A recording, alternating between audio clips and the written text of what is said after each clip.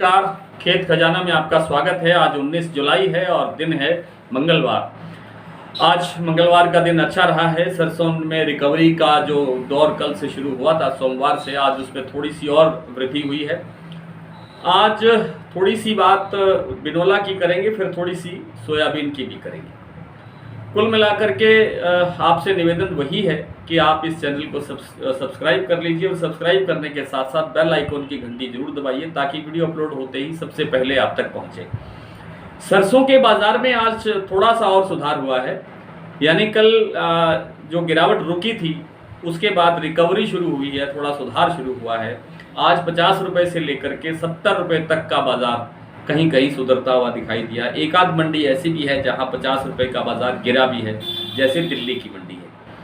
और भरतपुर का भाव आज रहा है 6425 रुपये। कल 6375 रुपये थी क्लोजिंग शाम को। और सुबह का भाव से देखें अगर तो ये लगभग 100 रुपये के आसपास की तेजी है, सुधार है।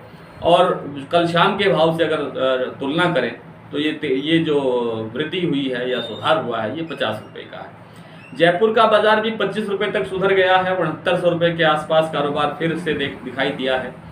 और इसी तरह से जो देश की दूसरी मंडियां हैं उनके अंदर भी 50 से 70 रुपये तक का बाजार सुधरता हुआ दिखाई दिया है। इंटरनेशनल मार्केट का दबाव बहुत ज़्यादा है, इसके बावजूद सरसों तेल के अंदर जो डिमांड है वो धीरे धीरे निकलनी शुरू हुई है और उसी के कारण बाजार थोड़ा सुधर सकता है और सुधर रहा है।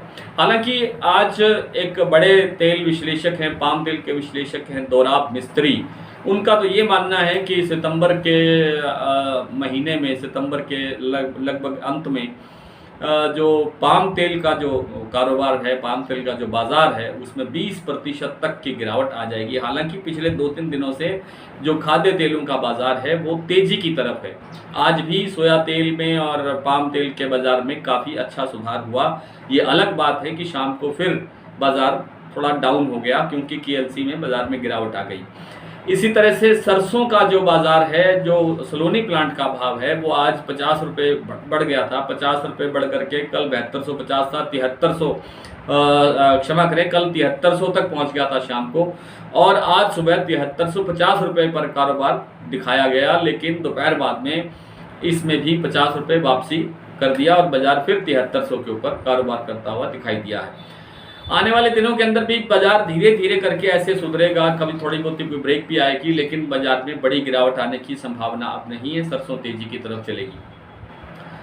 सोयाबीन के अंदर बहुत से साथी पूछते हैं सोयाबीन का क्या करें। सोयाबीन के अंदर देखिए, नई क्रॉप जो आएगी उसके उत्पादन को लेकर के, कुल उत्पादन को लेकर के एक बार संशय पैदा हो गया है, क्योंकि महाराष्ट्र में जो सबसे बड़ा सोयाबीन का उत्पादक राज्य है, वहाँ पर बरसात ने बहुत नुकसान किया है सोयाबीन का, खास तौर पे वाशिम ज़िले में।